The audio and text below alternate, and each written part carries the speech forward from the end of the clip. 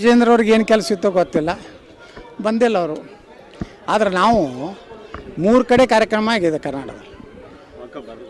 ವಕಫ್ ಒಂದು ಕಡೆ ಆಗಿದೆ, ಪ್ರಿಯಾಂಕಾ ಖರ್ಗೆ ಅವ್ರ ವಿರುದ್ಧ ಹೋರಾಟ ಆಗಿದೆ.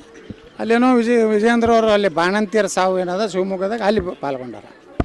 ಅಂದ್ರೆ ನಮ್ಮಲ್ಲಿ ಒಡಕಿಲ್ಲ, ಸಾಮೂಹಿಕ ನಾಯಕತ್ವ ಇದೆ. ಅವ್ರು ಅಲ್ಲಿ ಮಾಡ್ಯಾರ, ನಾವು ಇಲ್ಲಿ ಮಾಡಿ ಇಲ್ಲಿ ಮಾಡ್ಯಾರ. ಅಶೋಕ್ ಮತ್ತು ವಿಜೇಂದ್ರ ಮತ್ತೆ ಅಷ್ಟು ಹೊಂದಾಣಿಕೆ ಆಗ್ತಾ ಇಲ್ಲ ಅನ್ನೋದೊಂದು ಆರೋಪ. ಏನು ನನಗೆ ಗೊತ್ತಿಲ್ಲ ರೀ, ಹಾಗೇನು ಅಶೋಕ್ ಏನು ಅದಾರಲ್ರಿ, ಎಲ್ಲನೂ ವಿಶ್ವಾಸ ತೊಗೊಂಡು ಹೋಗ್ತಾರೆ.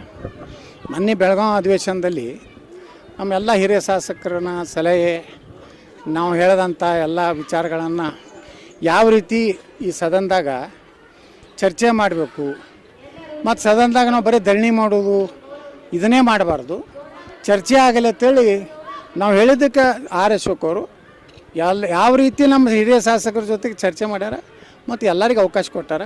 ನಮ್ಮದೇನು ಅಶೋಕ್ ಬಗ್ಗೆ ಯಾವುದೇ ರೀತಿಯ ಒಂದು ಆರೋಪಗಳಿಲ್ಲ. ಚುನಾವಣೆ ನೋಡ್ರಿ, ಅದು ಚುನಾವಣೆ ಪ್ರಕ್ರಿಯೆ ಇದ್ದೇ ಇರ್ತದೆ. ಪ್ರಹ್ಲಾದ್ ಜೋಶಿ ಅವರು ಹೇಳಿದ್ದು ತಪ್ಪಿಲ್ಲ. ಈಗಿದು ಅಡ್ಡಾಕ್ ಸಮಿತಿ, ಇನ್ನು ಮುಂದೆ ಬರೋದು ರೆಗ್ಯುಲರ್ ಚುನಾಯಿತ ಅಧ್ಯಕ್ಷರು ಬರ್ತಾರೆ.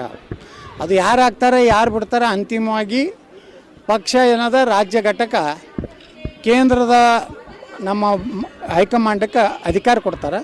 ಕೇಂದ್ರ ಹೈಕಮಾಂಡ್ ಯಾರು ರಾಷ್ಟ್ರೀಯ ಅಧ್ಯಕ್ಷರಾಗಿರ್ತಾರೋ ಹೆಸರು ಘೋಷಣೆ ಮಾಡ್ತಾರೆ. ಇದ್ರಾಗೇನು ಕಾಂಟ್ರವರ್ಸಿನೇ ಇಲ್ಲ. ಹಂಗಾಮಿ ಅಧ್ಯಕ್ಷರೇ ಇದು ಅಡಾಕ್ ಸಮಿತಿ. ಇದು ಪ್ರಹ್ಲಾದ್ ಜೋಶಿ ಅವರು ಹೇಳಿದ್ರಾಗ ಏನೂ ತಪ್ಪಿಲ್ಲ, ಕಾಂಟ್ರವರ್ಸಿ ಇಲ್ಲ. ಅವರು ನಮ್ಮ ಪಕ್ಷದ ಏನೋ ಒಂದು ನಿಯಮ ಇದೆ, ನಿಯಮ ಪ್ರಕಾರ ಹೇಳಿದ್ದಾರೆ. ಅದನ್ನೇ ನಾವು ಕಾಂಟ್ರವರ್ಸಿ ಮಾಡಿದ್ರೆ ಇನ್ನೇನು ಮಾಡೋದು ಪಾಪ. ಕಾರ್ಯಕರ್ತರಿಗೆ ಅನ್ಸುತ್ತಾರೆ ಚುನಾವಣೆ ಅಂದ ತಕ್ಷಣ ಅವ್ರಿಗೊಂಥರ ಇದು ಚುನಾವಣೆ ನೋಡ್ರಿ ಆಗೋದಿಲ್ಲ. ಸಹಮತ ಮಾಡಿಕೊಂಡು ರಾಜ್ಯ ಅಧ್ಯಕ್ಷರನ್ನ ಆಯ್ಕೆ ಮಾಡೋದು ಪದ್ಧತಿ ಇದೆ. ಅಂದ್ರೆ ಯಾಕಂದ್ರೆ ಚುನಾವಣೆ ಆಯೋಗದಾಗ ಕೆಲವೊಂದು ರೆಸ್ಟ್ರಿಕ್ಷನ್ ಅದಾವೆ. ಇಟ್ಟು ಸದಸ್ಯತ್ವ ಆಗಬೇಕು, ಇಟ್ಟು ಜಿಲ್ಲಾ ಘಟಕಗಳು ಎಲಿಜಿಬಲ್ ಇರಬೇಕು, ಮತ್ತು ಇದಕ್ಕೆ ಆಯಾ ವಿಧಾನಸಭಾ ಕ್ಷೇತ್ರದಿಂದ ಒಬ್ಬೊಬ್ಬ ಪ್ರತಿನಿಧಿ ಇರಬೇಕು. ಎಲ್ಲ ರೂಲ್ಸ್ ಏನದಾವಲ್ಲ ಫಾಲೋ ಅಪ್ ಮಾಡಿ ನಾಳೆ ರಾಷ್ಟ್ರೀಯ ಅಧ್ಯಕ್ಷರು ಯಾರನ್ನ ಅಧ್ಯಕ್ಷ ಮಾಡಂತ ಹೇಳಿ ಅವರು ಸೂಚನೆ ಕಳಿಸ್ತಾರೆ, ಅವ್ರನ್ನ ಘೋಷಣೆ ಮಾಡ್ತಾರೆ. ಅಟ್ಟೆ ಹಾಂ, ಜಿಲ್ಲಾಧ್ಯಕ್ಷರು ಮತದಾನ ಹಕ್ಕಿರ್ತದೆ. ಇವತ್ತಿಂದ ಬಸ್ ದರ ಏರಿಕೆ ಶೇಕಡ 15% ಗಂಡಸರಿಗೆ ಹಾಕ್ಯಾರ. ಗಂಡಸರು ಏನು ಪಾಪ ಮಾಡ್ಯಾರಪ್ಪ. ಅದಕ್ಕೆ ನಾನು ಎಲ್ಲ ಕರ್ನಾಟಕದ ಗಂಡಸರಿಗೆ ವಿನಂತಿ ಮಾಡ್ಕೊತೀನಿ, ಮುಂದಿನ ಸಲ ಕಾಂಗ್ರೆಸ್ಗೆ ಯಾರು ಓಟ್ ಹಾಕ್ಬೇಡಿ. ಮತ್ತು ಇದು ಹೆಣ್ಮಕ್ಳಿಗೂ ಅನ್ಯಾಯ. ಅವ್ರಿಗೆ ಪುಕಟ್ ಕೊಟ್ಟರು, ಅವ್ರ ಮಗ ಸಾಲಿಗೆ ಹೋಗ್ತಾನೆ, ಅವನಿಗೆ ಹೆಚ್ಚಾಗೈತಿ. ಅವ್ರ ಮಕ್ಕಳು ಎಲ್ಲ ನೌಕರಿಗೆ ಹೋಗೋ ಅವ್ರಿಗೆ ಬಸ್ ಚಾರ್ಜ್ ಹೆಚ್ಚಾಗೈತಿ, ಗಂಡಿಗೆ ಹೆಚ್ಚಾಗೈತಿ. ಮತ್ತು ಗಂಡದೇ ರಕ್ಷಣೆ ಮಾಡಬೇಕಾದ್ರೆ ಹೆಣ್ಮಕ್ಳು ಕಾಂಗ್ರೆಸ್ಗೆ ಓಟ್ ಹಾಕಬಾರ್ದು ಅಂತ ನಮ್ಮ ವಿನಂತಿ.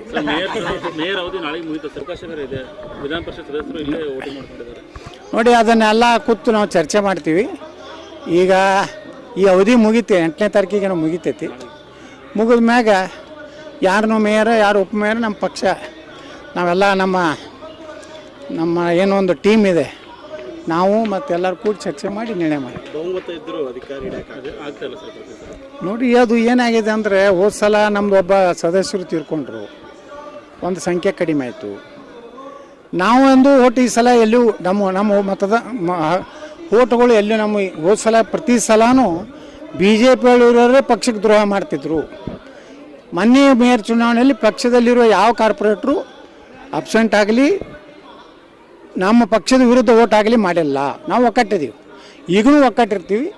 ಯಾರು ವಿಜಯಪುರ ಮಹಾನಗರ ಪಾಲಿಕೆಯನ್ನು ಒಳ್ಳೆ ರೀತಿ ನಡ್ಸ್ಕೊಂಡು ಹೋಗ್ತಾರೆ ಅಂಥವ್ರನ್ನ ನಾವೆಲ್ಲ ಕೂಡಿ ಎಲ್ಲ ಕಾರ್ಪೊರೇಟರ್ಗಳ ಅಭಿಪ್ರಾಯ ತಗೊಂಡು ನಗರ ಅಧ್ಯಕ್ಷರು ಜಿಲ್ಲಾಧ್ಯಕ್ಷರು ನಾವೆಲ್ಲ ಕೂಡಿ ಅಂತಿಮ ಮಾಡ್ತೀವಿ. और नए न्यूज़ों के लिए देखते रहिए अपना चैनल TV22 न्यूज़। लाइक करें, शेयर करें, सब्सक्राइब करें और बेल आइकन बटन दबाना ना भूलें।